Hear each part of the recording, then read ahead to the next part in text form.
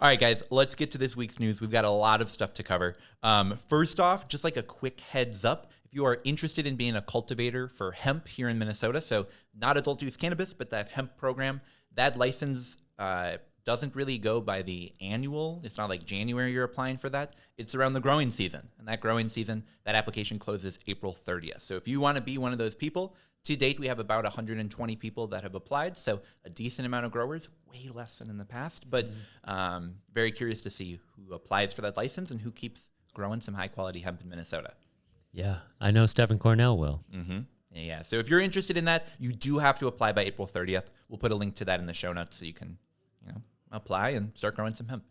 And I saw something about a new OCM survey that dropped this week. Can you tell us about that? Yeah, absolutely. So the OCM is trying to get a picture about who really is going to be part of our future industry. They want to know about how many people are going to be applying for social equity applications, how many people are going to applying for licenses for micro or meso or basically every type.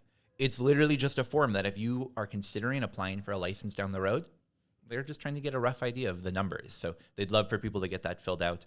That is due by the end of this week. So April 19th, we'll also put a link to that in the show notes. So make sure you get that turned in. If you're interested in applying in the future, even just considering it, this is a good form to tell OCM really what that future industry might look like. Cool. Nice. That's survey number 8, I want to say, out of all the surveys. Oh, yeah. We filled out a lot of surveys over the past year, perhaps more than any other time in my life, but it's been fun? Question mark? Right. Yeah. Hopefully they use that data properly. Oh, yeah. I actually have a job interview with the OCM on Monday. So that's today. That'll be interesting. Good luck. Yeah, so if you're listening to this on the day that it comes out, shoot Marcus a text. We'll put his personal cell phone number in the show notes as well, so you can get that sent. No. 281 763-26. There we go. That guy who answers the phone is going to say, "No, this is not Marcus." Incredible. Well, so some other incredible news that came out this week. The Minnesota Department of Health that has been looking into all of these shops selling low-potency hemp edible products, they have seized a decent amount of product and destroyed upwards of about $500,000 of cannabis. Wow. Yeah, $500,000 worth of illegal cannabis products have been seized and destroyed by the Department of Health, and that's just since they began inspections just about back in August. Really like end part of last year, they've had about 1,000 of these inspections done. So the fact that we've seen about 1,000 inspections, 65% of them fail, and about $500,000 of product destroyed. Shop owners can't be happy about that. No. I mean, they fucked around and found out you have to comply. It is sort of the growing pains of the industry. I think, being that retailer that has that product taken, definitely I agree with you. Probably not someone who's super thrilled about hearing that news. But I think for others in the industry that maybe weren't wanting to call themselves, maybe weren't wanting to cross that line, but were sort of waiting for regulation to catch up. Marcus, I agree with you. Probably some of these people were those who openly said, I know that this isn't legal, and I'm waiting for them to come and take it. And they did. Oh, yeah. Regulators, mount up. Oh, yeah. So retailers can be fined up to $10,000 per violation. We have not seen a ton of fines being issued yet. It's been mostly this correction order, mostly seizing illegal product, but moving into the future, especially when it's not your first inspection, but maybe your second or third where you're failing, I think we're going to see a lot more enforcement coming out of the Department of Health. Yeah. Yeah, I'd love to know how people are seeing product. Are they seeing more compliant product? Are they seeing about the same amount of compliant product? I mean, I wonder how much of an impact this is making from a cleaning up the industry perspective. Yeah, absolutely. That's a really good thought. I'd love for people to reach out, pod@mncannabiscollege.org, or honestly, drop it in the comments. Just let us know. Are you seeing more compliant products around, or as you continued to see a lot of that THCA flower, the THCV vapes, whatever? Yeah. Have you lost out on your 5,000 milligram packages that were for sale in Cambridge? 5,000 milligrams. Oh, yeah. Well, what they do is they combine all the minor cannabinoids and then they bump up the more popular cannabinoids, and then they put that on the packaging as if, oh, this is the biggest, fattest gummy you've ever tried. Macro dose. Oh, yeah. Macro dosing. Well, speaking of regulation, there's been a lot of news coming out of different cities, different municipalities, looking at how they're responding to regulation generally. We've seen a decent number issue moratoriums saying we're not looking to at all have cannabis business in here. We've seen a decent number start to explore what a municipal business could look like. And guys, for the first time, we've sort of got both in the same city. I'm really excited to tell you about the city of St. Joseph. Now, St. Joseph at their most recent city council meeting unanimously passed a moratorium saying we don't want cannabis business in here. But the reason that they did it is because they said they don't want a business to form, establish safe regulations within the city, start to expend capital, and suddenly have the OCM come up with new rules. So they're waiting for the state to figure it out before they do anything. Okay. And then at the same time, they said, you know, we really want people coming to our city, spending dollars on cannabis recreationally, medicinally, or other. I don't understand that one. But regardless, they really want people coming into the city. So they are tracking a bunch of other municipalities that are looking at opening a municipal dispensary, basically with one of the city council members saying it'd be the same as municipal liquor. So why not? An interesting duality within that city of we don't want it because they don't know the rules yet. And then when they do know the rules, it's just going to be us. They want it. Yeah, they want it personally. That's bogus. I mean, they're just trying to deter anybody from opening up their own business in that town, right?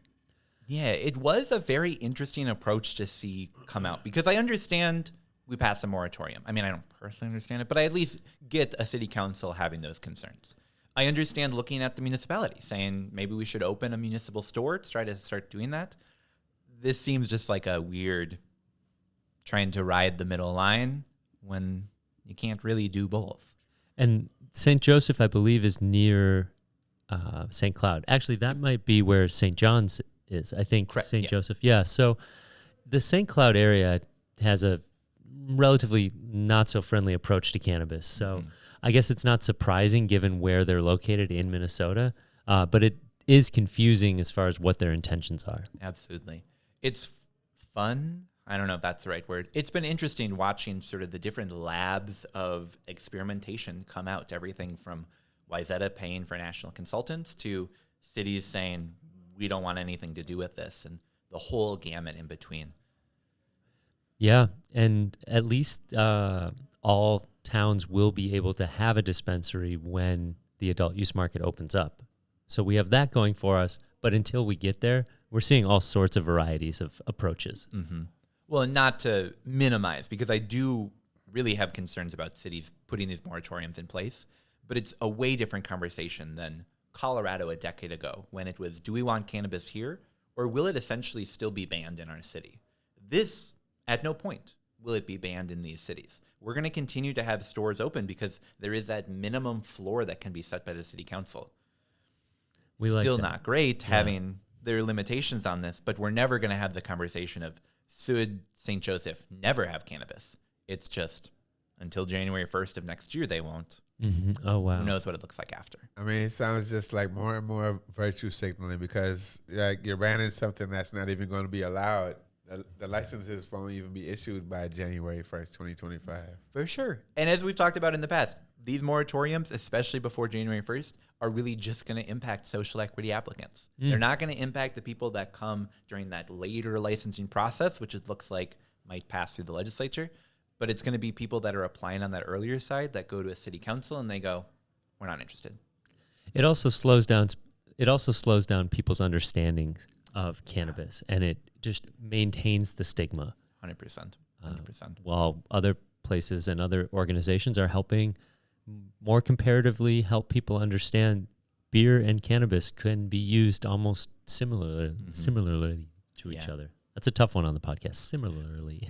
No, but I totally get what you're saying. We're like, St. Joseph, if you have questions, reach out. We know a lot of people that have a lot of expertise on how cannabis should be regulated on the local level, or really how cities should be looking at this and doing sort of this yes and both approach. Not really, I think, the best approach forward. Have you ever tried to talk out of both sides of your mouth at the same time? St. Joseph. But not the middle. Like Prohibition Light and...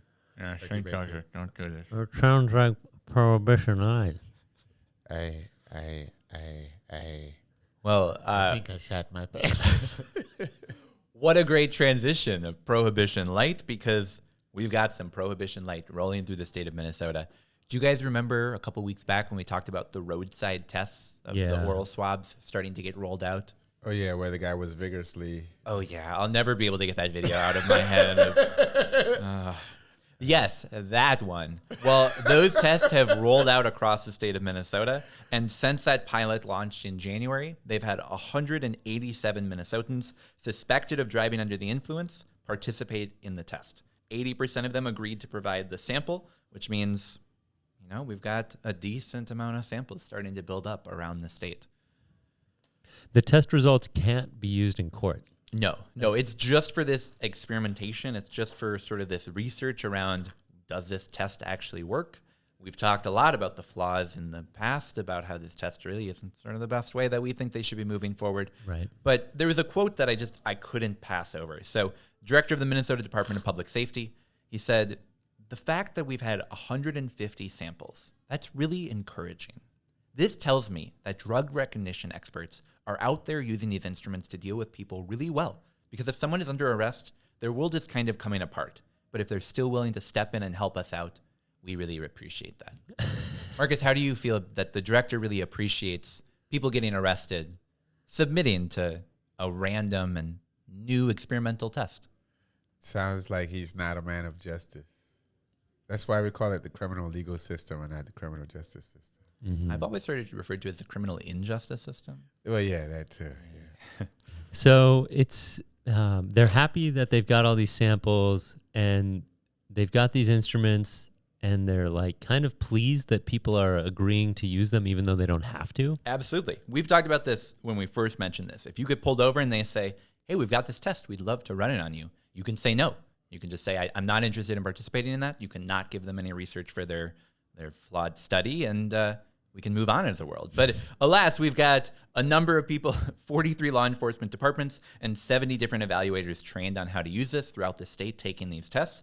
And, you know, the Department of Public Safety is pretty pleased with these results so far. It's looking like they're going to move forward with the state and say, we would like this to become a more permanent thing, perhaps with evidence that can be used in court. But it doesn't prove impairment. It just proves that it's in your system, right?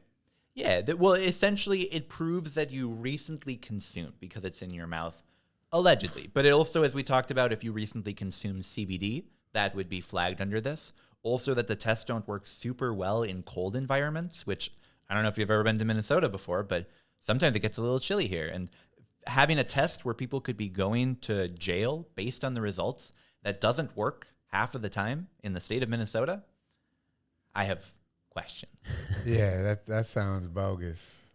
It just sounds like a way, how can we keep arresting people? Mm. Yeah. So I'm interested to see where this continues to go. Obviously, the study is going to keep happening. It was funded by the legislature. They're going to keep rolling this out. But I will be very interested to see that report that comes out early parts of next year saying, was this effective? I think I know the results, but I'm interested to see what the state says. Do they look out, like, how do these arrests impact the people who are arrested? Or they just don't care? Oh, it's a Department of Public Safety, so They're just bodies. no, yeah, they're not doing that at all. They're just looking at, does this test properly prove that people consumed a narcotic or a drug or something recently? That's all that they really are looking for. What if you smoked like 3 hours ago and you're not high, but it's in your mouth? And I think we're leading to a lot of really great questions on why this test might not be the most effective way to figure out if we should be arresting people for driving under the influence of a substance that, I don't know, I think we still have a lot of questions about. Impairment is based on behavior, not what's in your system. Are you implying that set and setting and people's individual metabolisms and bodies could perhaps impact how their body processes cannabis? Yeah, everybody's different. Wow, Marcus. Some people could take 1,000 milligrams and not be affected. Some people could take 10 and have to sit down. Yeah. Let's talk about the legislature because we did have a couple minor updates. So in the House, we did have that bill, so the OCM bill, make its way through the Health Committee. It was reviewed there. There weren't a ton of changes that were made on that. But what is very exciting is that from there, it wasn't sent to another committee, but instead sent to the reviser. Right. Now, lots of how does a bill become a law? Well, there's a cool music video I can send you. But here in Minnesota, what happens is after it goes through all the committees, it's sent to the revisor, at least in the House. It's then going to sit there and wait for the entire floor to say, that's the bill that we want to get picked up. So essentially, in the House, this bill is ready to be put on the main calendar.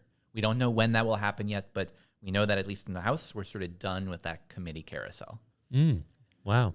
That's encouraging. Yeah. And really cool to see them be able to move through, honestly, relatively quickly, where it was just a couple of weeks ago that we were saying there hasn't been a single hearing. Now, at least, we still have a couple of weeks before the end of the session, and we're seeing that bill move forward and getting ready for the House. And this is the Cannabis bill? Yeah. Oh, yeah. So this is the one that includes the suggestions by OCM. It also includes a couple other provisions. It includes a much stripped-down version of that caregivers provision. We see on-tap beverages be allowed. We see a reform to our medical program where it's not just that list of conditions, but anything approved by a doctor. We see a number of different changes. Well, the big one is the alignment of adult use and medical, where there's not just going to be medical shops and adult use shops, but it's sort of all a lot of big changes. We've been talking about them over the last couple of weeks, so I won't bore you guys with it. But in essence, that's what made its way to the House floor. Okay. The Senate has been a little bit slower, where we did have it go through the Health Committee earlier today, so we're recording on Friday. So if you're listening on Monday, last Friday, it made its way through the Public Safety Committee. They talked a lot about should cannabis be something that is a criminal offense for those under the age of 21 to possess.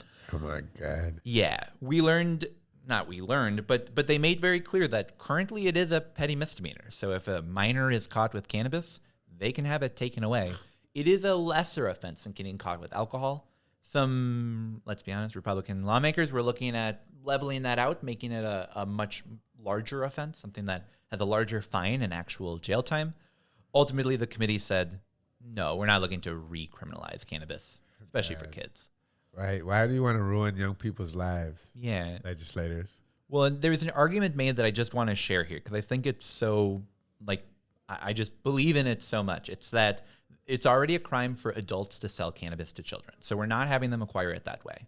Yeah. It's already against the law for kids to possess it. So if cops catch them with it, they can take it away. The only thing that they can't do is put them in prison over it. That's essentially what this would change. I think personally, if I, had a 18, 19-year-old caught with cannabis, I don't want the criminal justice system punishing them for that. I want them sent to their parents, I guess. I don't know. Definitely not something that we need people entering court, entering jail, entering whatever over possessing something that's legal. Yeah. I have a 19-year-old, and I would be pissed off if she got, in trouble for cannabis. Yeah. That's stupid. Imagine, not only, hey, you're a parent now having to figure out, what do I do now? But now you're having to deal, my kid potentially has a criminal record because they're a kid and they made I don't know. I just think not the way that we want to be dealing with it. So glad to see the committee didn't allow that to move forward. Good. Right. Mm-hmm. Yeah. So in the Senate, it was sent to the Commerce Committee. Remember, in the House, we already got that one out of the way. It's now going to Commerce in the Senate. It's looking like that might be one of the last committees that it has to go through. We don't entirely know. And the date of that has yet to be set. But it's looking like we could see that sometime before the 16th of the month. So hopefully moving along soon here. Ooh. Like a month before the session ends? Mm-hmm. Good. Yeah. I like that we're not making too many crazy changes after legalizing just less than a year ago. Yeah, absolutely agree. I think in terms of looking at the licensure program, there's definitely some changes people are figuring out how to deal with, but it's not like we're totally reforming our entire cannabis program. In terms of the criminalization, maybe we're looking at making some minor adjustments, but we're not looking at recriminalizing cannabis. So totally agree with that.